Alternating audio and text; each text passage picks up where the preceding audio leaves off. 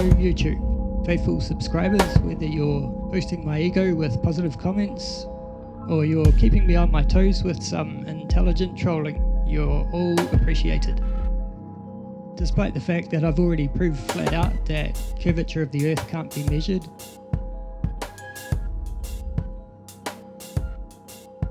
and that is not due to any kind of atmospheric refraction, light bending.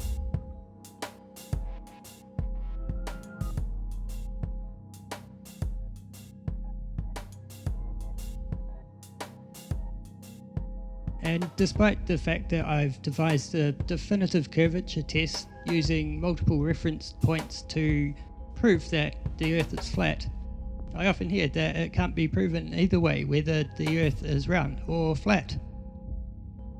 So I'm going to take the flatness test a few steps further and go into a bit more detail to prove once and for all that we're living on a plane.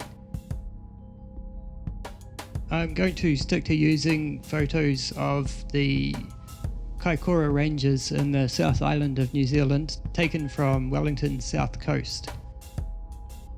This gives us a pretty decent range in terms of point-to-point length, as well as a decent range in heights of peaks that we can use. I've been out there a few times taking panoramas, as the spot's just breathtaking, especially at sunset. On the day I was out taking these shots, the conditions were just about perfect. The further away the mountains are from the camera, the lighter they are. That's because there's more atmosphere between us and the further mountains, so they get kind of washed out. Pretty obvious, but this photo demonstrates it nicely. I'm going to pick out a few prominent peaks and color code them for convenience.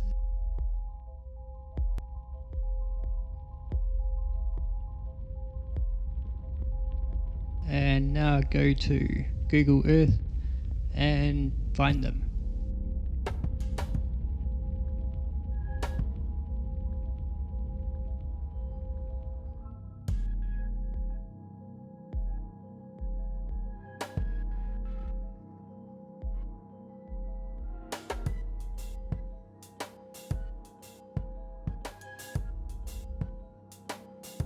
And a few weeks later I've found them. It's pretty hard work, but I'm confident that I have found the right ones.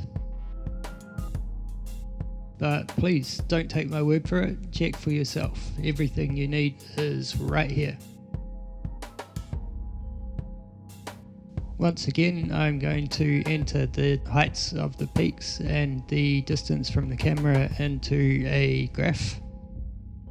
Now I go back to the photo and make a horizontal line at the height of each peak, color coded of course.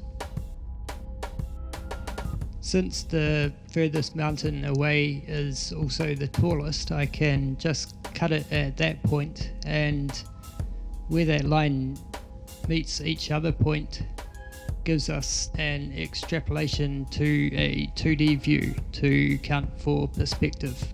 So hopefully it'll match up to the lines on the photo again. Let's have a look.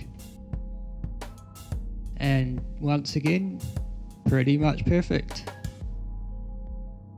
I'm guessing refraction's not playing much of a part here. I don't think we get a whole lot over the Cook Strait, judging by my experimentation. And what anomalies you can see there, I'm willing to bet would be a result of Google Earth's measurements. We can't expect Google to have accurate data for every nook and cranny in the Kiwi bush. That's some pretty full-on wilderness out there. Now I'm going to do the curvature calculations for each of those peaks and input that into a graph to do a comparison. Let's see how it looks. As I suspected, it's all over the show.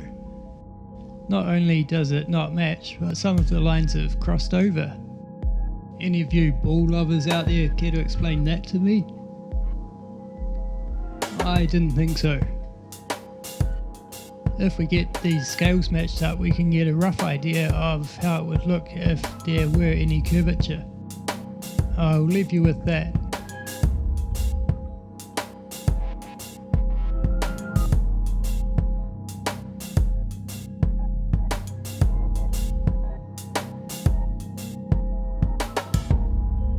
I'd have to say, curvature thoroughly busted. Once again. Thanks for watching.